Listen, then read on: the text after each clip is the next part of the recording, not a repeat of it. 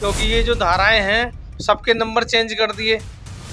अपराध वही है, इसमें कोई ज़्यादा फर्क नहीं है। अब ये तो एक तानाशाही हो गई कि हमने अपनी तरफ से बना दी ये किताब और ये लागू होगी, 1 तारीख से ये लागू हो रही है, तो एक दिन में कैसे आदमी इसको रट लेगा। न्याय जो है आसानी से ना पहले मिलता था ना अब मिलेगा। तो ये तो हमें याद रहेगा कि हमारा देश कभी गुलाम हुआ था। अब उनकी बनाई हुई यहाँ इतनी चीज़ें हैं, क्या क्या मिटाओगे। हमारे देश का संविधान ये कहता है कि बिजली, पानी, शिक्षा और स्वास्थ्य ये गरीबों को फ्री होना चाहिए। केंद्र सरकार की तरफ से अब नए कानून लाने की तैयारी है, यानी 1 जुलाई से अब कानून बदल दिए जाएंगे, धाराओं में चेंजिंग कर दी जाएगी। इसी को लेकर हमारे साथ बात करने के लिए हैं महावीर प्रसाद मौर्य जो अधिवक्ता हैं। इनसे जानेंगे जो ये कानून केंद्र सरकार की तरफ से बदले जा रहे हैं आखिर ये कितना सही साबित होंगे। सर, सबसे पहले बहुत बहुत आपको बधाई द न्यूज़ 15 में। सर, मैं आपसे ये जानना चाहूँगा जो कानून केंद्र सरकार द्वारा बदले जा रहे हैं, कल से इसमें चेंजिंग आ जाएगी, तो क्या लगता है इसमें क्या बेनिफिट मिलने वाला है? बेनिफिट कोई नहीं मिलेगा इसमें। ये तो जो काम पहले से होता चला आ रहा है वैसे ही काम होगा, बस काम बढ़ा दिया सरकार ने। क्योंकि ये जो धाराएं हैं सबके नंबर चेंज कर दिए। अपराध वही है, इसमें कोई ज़्यादा फर्क नहीं है, और उसमें फ़र्क ये अंतर कोई कर भी नहीं सकता। जिस धारा का केवल नंबर बदला है तो उससे क्या मिला।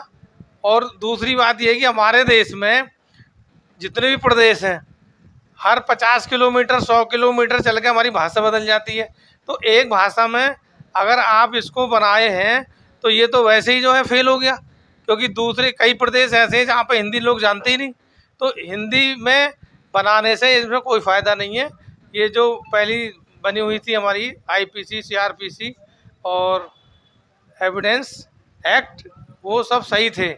ये तो जब ये पूरी दुनिया को बताया कि ये हमारा देश कभी गुलाम हुआ था, तो ये तो रहेगा ही भाई। याद तो ये तो हमें याद रहेगा कि हमारा देश कभी गुलाम हुआ था।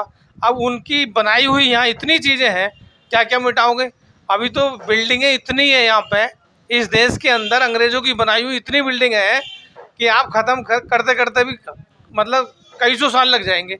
फिर इन चीज़ों से मतलब क्या निकल लिया है, वो तो सब यहाँ से छोड़ के चले गए।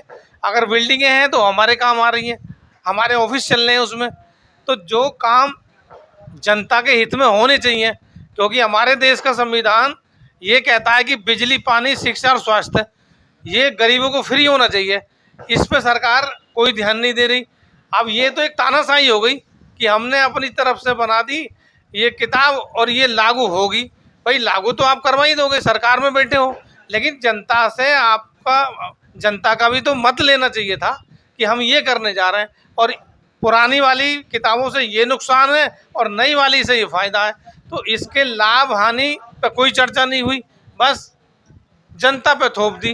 तो इससे कोई ज़्यादा फ़ायदा निकलने वाला नहीं है। अब तमाम जो सीनियर वकील हैं वो भी इसे पढ़ेंगे, जूनियर भी पढ़ेंगे और पुलिस वाले पढ़ेंगे। अब 1 तारीख से ये लागू हो रही है, तो एक दिन में कैसे आदमी इसको रट लेगा। सर, एक सवाल ये भी है कि ये कानून लागू करने के बाद बताया जा रहा है कि अब जो पीड़ित होंगे उनको जल्द ही मतलब आसानी से न्याय मिलेगा।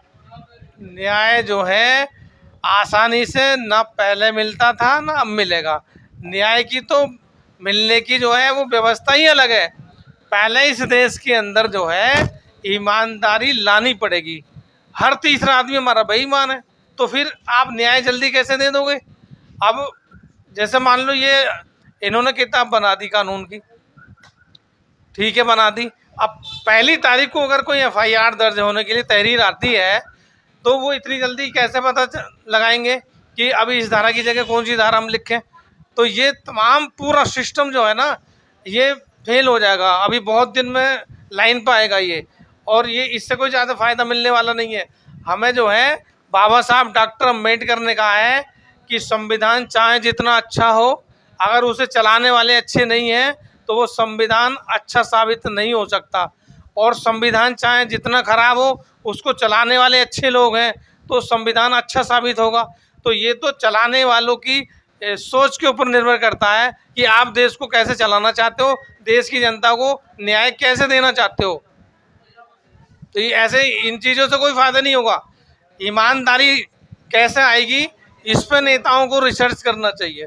देखा जाए तो कर्नाटका और तमिलनाडु वगैरह ने भी इस नए कानून का विरोध किया है।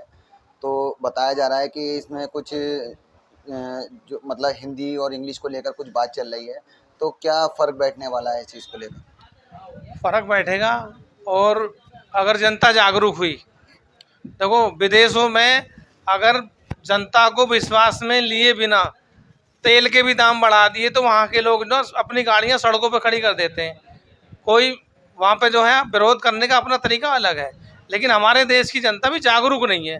अगर जनता जागरूक होती तो ये होता ही नहीं है काम। इससे तो काम बढ़ गया, परेशानी बढ़ गई, हर आदमी परेशान होगा। तो इस पे चिंतन मंथन होना चाहिए था, रिसर्च होनी चाहिए थी। ये कोई छोटा मोटा काम नहीं है। जो नई हमारी किताब आई है, इस ये जो बदली गई है, तो ये कोई छोटी मोटी बात नहीं है। इस पे तो कम से कम 1 साल तक रिसर्च होनी चाहिए थी, जनता को विश्वास में लेना चाहिए था, तो तब फायदा होता। अब एकदम से ये आ गई, अब सबको पढ़नी पड़ेगी।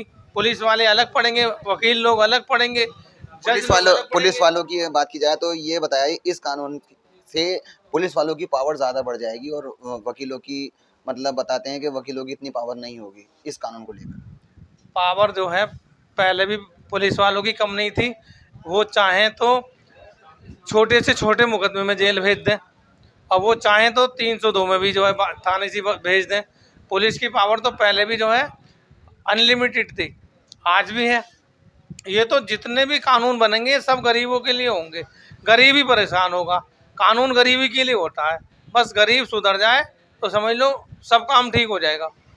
तो क्या मतलब मैसेज आप वकील हैं और क्या मैसेज देना चाहेंगे अपने द्वारा? मैसेज ये है कि इस किताब को अभी लागू नहीं करना चाहिए, और पहले जो है इस किताब पर व्यू लेने चाहिए। हमारे देश के अंदर बहुत बहुत बुद्धिजीवी लोग हैं, जिन्हें हमारे देश के संविधान के अलावा अन्य देशों के संविधान की भी जानकारी है। उनसे इस पर चर्चा होनी चाहिए।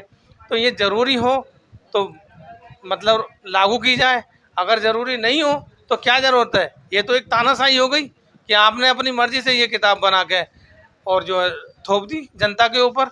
लेकिन इसका जो भार पड़ेगा वो जनता पे ही पड़ेगा।